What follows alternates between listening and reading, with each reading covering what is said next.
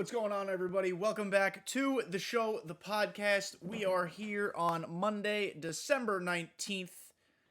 Getting ready to wish all you guys a wonderful Christmas holiday, if that is what you celebrate. If you celebrate Hanukkah, I know we're in the middle of Hanukkah right now, so happy Hanukkah to you. Happy holidays to anything you celebrate. I appreciate you guys for listening to this podcast every week. It is the season of giving, and for you guys to give me your time every week and listen to this show means a considerable amount. It means more than you'll probably ever realize. So I truly, from the bottom of my heart, thank you. I hope you enjoy spending time with friends, family, whomsoever you choose to spend your time with this holiday season. Today, as you guys saw from the title, we're going to be talking about 5 things I'd like to see in MLB The Show 23. This is not an exhaustive list. There might actually be 67, 68, 69 things I want to see in MLB The Show 23. But I've narrowed it down to 5, just for the sake of brevity. We might do another version of this episode in a few weeks, maybe a few months, depending on news that gets announced, like 5 more things we want to see in MLB The Show 23. But for now, December 19th, these are my 5 things. A couple quick updates. I will be streaming Tuesday night, 7 p.m. Eastern Time. We will be doing, more fun team builds in ranked seasons. The very first theme team Thursday, will be posted this Thursday on my YouTube channel, kdjTV. Go find it. Go subscribe. You're already watching on YouTube. Subscribe anyway. Leave a comment down below if you like my face. We did, for that build, a really fun team build. We're actually going to talk about that because it ties into one of our 5 things we want to see in MLB The Show 23. You'll see what I mean when we get there. Secondly, it's probably too late, but if you're looking to find gifts for people this holiday season, go to Diamond KREW Apparel. That's crew.com. Use code kdjTV. You get 15% off your order. Super cool baseball lifestyle type of fashion stuff. Cool shirts, sunglasses, hats. List the clothing item. They have it. Super cool stuff. Really high quality. Diamond KREW Apparel.com. 15% off with kdjTV. Enough bullshit. Let's talk. So, you guys are going to be looking at my screen. If you're watching on YouTube, I don't really know how much this is going to play into it. I might just putz around while we're here. If you guys are listening on Apple or Spotify, thank you. I looked at my Spotify Wrapped that I was sent as a podcaster, and you guys continue to blow me away. So thank you guys so much. If you listen to the show every week and you don't follow, just hit the little follow button. Thank you. First thing. I think this is pretty much universally wanted by a lot of people in the community who I've heard speak. You might not be thinking you want this, or it hasn't crossed your mind, but I promise you to be super cool. The World Baseball Classics this year. I would love World Baseball Classic content. Does that mean maybe the release of this game is a little early? I hope so. That'd be super cool. I'd love to stop playing MLB The Show 22 as soon as possible. There are a couple things that we could discuss when it comes to World Baseball Classic cards. Number one, obviously there are significant rights issues with players who are not Major League Baseball players. A lot of players who might play for like Team Israel or Team Japan or Team China, they might just play in their home countries. Or they are minor league level players or whatever the situation is. And that's not a slight to them. But we don't have their rights. MLB The Show doesn't have their rights. And I don't know how sticky that gets legally with trying to purchase rights for people who are not affiliated literally at all with Major League Baseball. So maybe they just give us World Baseball Classic cards of current Major League players. I would imagine there are enough players playing on other teams to give us crazy content. Like, obviously, we'll have USA guys, Dominican Republic, Puerto Rico, Japan, the list goes on and on. But I think there will be enough players playing on the quote-unquote more obscure teams in the World Baseball Classic that we can make some pretty cool content. Remember, like, Didi Gregorius, I think, played for the Netherlands. I might be wrong, but, like, guys like that playing on teams like that could give us opportunities for World Baseball Classic cards. Now, if the game comes out early, MLB The Show 23 comes out a little early, we've been used to it coming out that first week of April or the first day of April. If it comes out, say, first week of March, mid-March, we could have it in tandem with the World Baseball Classic. Or, another avenue I see, this is my plan B. I prefer the first one I just mentioned. But plan B would be, you know how there's always that first program or first team affinity, as it was called in the past? what if the first program, instead of another Legends of the Franchise or Face of the whatever the fuck they call it, they give us something cool, something fresh. Hit us with World Baseball Classic cards, sick card art. I would imagine at least one player from all 30 Major League Baseball teams will be represented in the World Baseball Classic. I'd be stunned if that was not the case. Obviously, this plan B is contingent upon that happening because you can't have 29 teams and then, like, I don't know, the fucking Pirates just don't get a card. That's not how Team Affinity or these programs work. But I think World Baseball Classic cards would be super, super, super cool. I've seen mocks of them from MLB The Show Card Art and all these other phenomenal Twitter accounts, which you should go follow, by the way. They do stellar work, and they should work for SDS immediately. But some of their card mock-ups just look so cool. The World Baseball Classic logo in itself is really cool. So to be able to put that onto a card in MLB The Show, create more awareness for the event, I think that'd be awesome. So World Baseball Classic cards, number one, that's what I want in MLB The Show 23 right now. Obviously, that is not something we can get annually. That would only happen when the World Baseball Classic is played. Maybe we get them as flashback cards in other games. We're not looking ahead right now. We're not talking 24, MLB The Show 25. We're talking MLB The Show 23. Next, number two. This is a big one for me, and I harp on this a lot. Often jokingly. You know, if you listen to the show and have listened for a while, I am a firm acknowledger that not every card is for you or me. Your least favorite card might be my favorite card. You know, that's just the nature and the beauty kind of this game. But for MLB The Show 23, I would like SDS to better use their funds on Legends. Okay?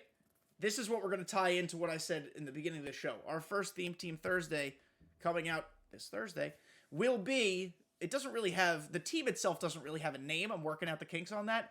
But it's basically the SDS Stop Fucking Buying Their Rights team. It is made up of just abysmal legends.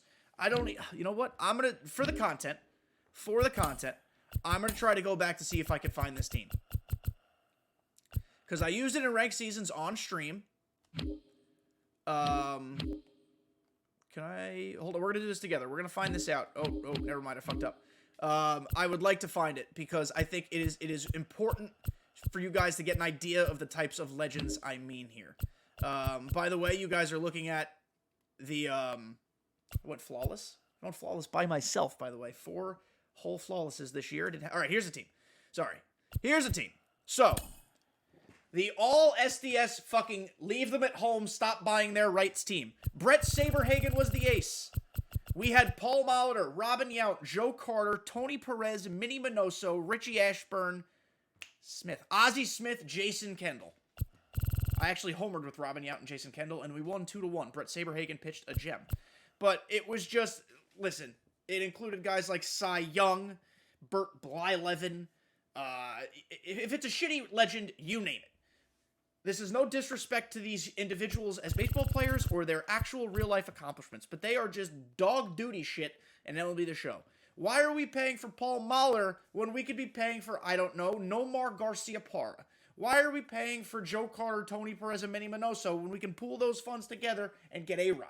Like, I understand not every card is for every person. I understand SDS tries to do their best to balance out legends per team. I get it. But let's get some more fun legends that might actually be used. I have never played a ranked seasons game this year in which I saw Molitor, Yount, Carter, Perez, Minoso, Ashburn, and that's it. People use Ozzie Smith, some people use Jason Kendall. I have never, listen, literally 66.6666667% of my lineup was never used cards. That's not good. They're just binder fodder. Paul Molitor, his best card this year was a 91. And he was my leadoff hitter. For the memes, really. But let's just punt these guys to the curb. No disrespect to their real-life accomplishments. There are Hall of Famers on this list, and they're deserving ones. But I don't want to play with them in the show anymore. I think SDS, they've started to do a pretty good job of it, but they need to do a better job of it, targeting the early to mid-2000s and giving, even late 90s. We can kind of trickle into there. Late 90s, early 2000s, mid-2000s. Give me those legends. Give me, like I said, Garciaparra, A-Rod, fucking Richie Sexton. If you want to figure out a way to get Sosa McGuire, I don't think that's happening, but sure, I'll take them. Like, those are the type of guys I would love to see in MLB The Show. Andy Pettit, I'm going to start listing Yankees. Bernie Williams, Paul O'Neill, Roger Clemens. Like, guys that would be fun, theoretically, that would be bigger names for a player base of a game that is getting increasingly younger, or I'm just getting older, I don't know. But I would imagine a 12-year-old getting this game for Christmas, while he or she may not care very much about being competitive, doesn't give a flying fuck about Paul Molitor and has never heard of him before. I would probably be like 80% sure that that's the case. Instead, let's get the big name guys. Like, even if they didn't grow up watching them, they at least know who A-Rod is. See what I'm saying? So, use your funding better. Because Lord knows they don't put funding into fixing the game. At least give me the cards. Number three on the list of 5 things I'd like in MLB The Show 23. Dedicated servers. We've talked about this before. Scan and I talked about this on my 100th episode. Shout out Scan, the real MVP. SDS, game by game, does not run on dedicated servers. I don't know a lot of the science behind it. I'm not going to pretend I do. I'm not going to go into a large explanation of it because I'll probably get it wrong. However, everyone and their mother says that dedicated servers would fix player-to-player connection. It would fix significantly the lag issues. It would fix significantly the discrepancies between input and result. All those things sound good to me. So if you want to give me those, Ramon, I'm down. Dedicated servers. You're owned by Sony. Sony has ungodly amounts of money. I cannot imagine it very hard to invest just a tiddly-dink in server strength. At the very least, there needs to be better server strength. Xbox has been added. Next year will be its 3rd year of Xbox. Nintendo Switch next year will be its 2nd year, and thankfully it's last year. I believe that was confirmed, or that was just rumor on the internet. Don't hold me to that. I'm hoping Nintendo Switch is the last year next year, because it was I'm not buying it for Switch next year. I did this year. I'm not doing it next year. But tangentially, there have been enough new games, or enough new consoles, rather, introduced with large player bases that SDS has the money. I understand Xbox's Game Pass, they don't get enough money from that, yada. I get it, but people on Xbox are buying the game as well. Not everybody uses Game Pass. I need it. I need dedicated servers. I need something that's going to... It's incredible, because right now, December 19th, I've played 5 event games on the new event. Whopping rewards, by the way. Fergie Jenkins, John Schmaltz, and I love Don Mattingly, but Don Mattingly sucks. I played 5 event games, or 7 event games. I'm 5 and 2, sorry. Just played all shitters, like just troll bags. I don't know. We're going to make that trend, by the way, troll bags. But what I'm getting at here is the connection in December when there's nobody playing the game is absolutely dog water. It's terrible. That can't be the case. It shouldn't be the case ever when there's a lot of players playing or 0 players playing, but especially in December when there's hardly anybody on the game. Server strength should not be a problem. Number 4. I think this also kind of ties in a bit to number 3 as far as lag and input versus reward and things like that. Next gen optimized. Listen, we're going to have a real heart-to-heart right now, and some people are not going to like what I'm about to say, but just hear me out. And if you don't like what I say, I apologize, except I don't apologize. It is the year of our Lord 2022, soon to be 2023. The PlayStation 5 and Xbox, whatever the hell it's called, have been out for 2+ years, 2.5 years. It came out in 2020, 2-ish years. If you don't have one by now, it's not because they're impossible to get. It's because you've chosen not to get one. Listen, I'm not trying to say you should willy-nilly spend your money. I understand, even if you get them at retail, these are expensive consoles. So I am not money shaming you at all, if that's the case.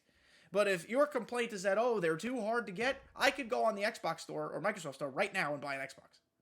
Last week, PlayStation was just selling PS5s like fucking nuts at the PlayStation store, Sony store, whatever the hell it's called.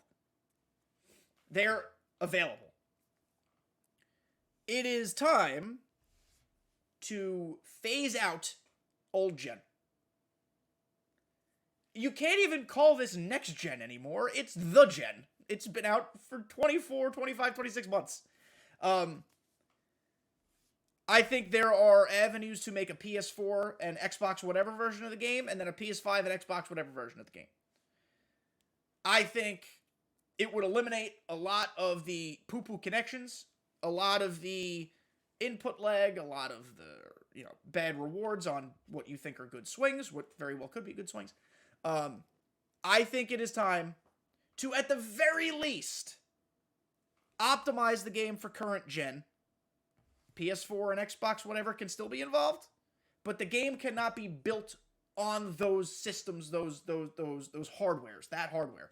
It has to be built and prepared as if it is a PS5 and Xbox, whatever, only game. I think I did a decent job of explaining that. I'm sorry if I didn't, but I also think you know what I'm getting at here. And listen, again, if you play PS4 and don't want to upgrade to PS5, that's totally your prerogative. I'm not judging you. You guys can do whatever you want. If that's your bag, money is hard to come by. I know life is tough, inflation, I get it. I'm not forcing you to buy one. I'm not shaming you that you don't. But if the excuse you're making is they're impossible to get, that's just categorically false. If you say they're too expensive, even at retail, I am 100% behind you. Without a doubt, unquestionably. But they're available. And that's the big point here.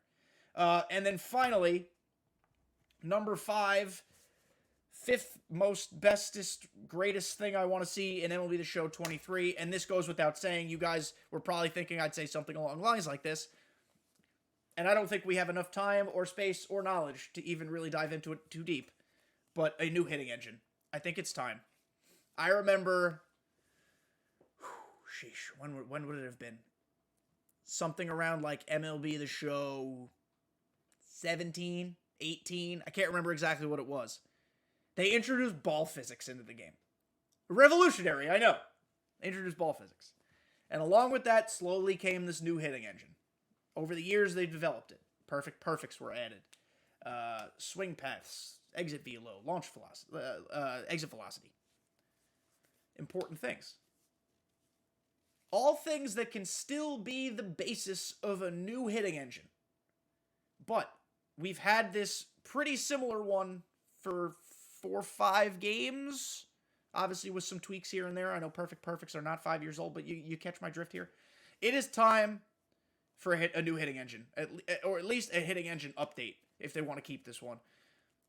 The fact that we went this entire game cycle without a single hitting patch. Zero hitting patches. 0. And then they continually, every live stream, degraded us and belittled us by saying, oh, you guys are stupid. The hitting engine's great. 1 billion swings, 17 trillion swings. Shut up. It sucks. The game is bad. They don't even play their own game based on a lot of the content they put on Twitter, by the way. There are a lot of fine people who work at SDS. Unfortunately, none of them work in game development. They all work in content, and those are cool people. But the game development people have no fucking clue what's going on, in my opinion. I've never met them, but I'm just telling you right now, the game does not work as intended, because it is intended to work like a baseball game, and it just doesn't. Maybe against the CPU it does. Online play, there are just fundamental issues that need to be addressed. I really think it's time. The fact that they gave us no hitting patches this year, I actually think lends itself to support the theory that we're getting either a new hitting engine or a significantly revamped one. Because instead, it's kind of shitty to say, like, we purchased the game and then they didn't put any effort into it. But the fact that they didn't spend any time updating this hitting engine could, not does, but could theoretically mean they were instead spending all that time, all that energy, all those resources on just building something new. That's me being a hopeful idiot. I'm a hopeless romantic. I'm hoping that's the case. Because God almighty, I never thought I would say to myself that I'm sick of an MLB The Show game. Like, we joked in the past, like, oh, MLB The Show 21, I'm sick and tired of playing it. That's because I was excited for the new one. I am actually sick of MLB The Show 22. Because the game is just bad. It's just bad. And then making the hitting engine and some of the input issues worse are the swing animations. The fall over. The random glitchy early swing on an outlier fastball that you thought you were late. Nothing makes sense. I know a lot of us players, and especially content creators, I will be very transparent, often give many excuses for poor performance. I've never claimed I'm the best MLB The Show player on earth, and I think you guys all know I'm not. And sure, a lot of the complaints that I have about this game might just be from personal failures in certain situations. But I know, because I've played this game a fucking lot. Not all in ranked seasons, a lot of events, a lot of BR. I've played this game a lot. A lot. I would imagine I'm in the top 5% of hours played of this game. There are issues. And so, a new hitting engine would fix a ton. Remember when they added Pinpoint, which I know is also a little wonky, but remember when they added Pinpoint? That was like a big, major pitching update. We have not gotten the corresponding hitting update.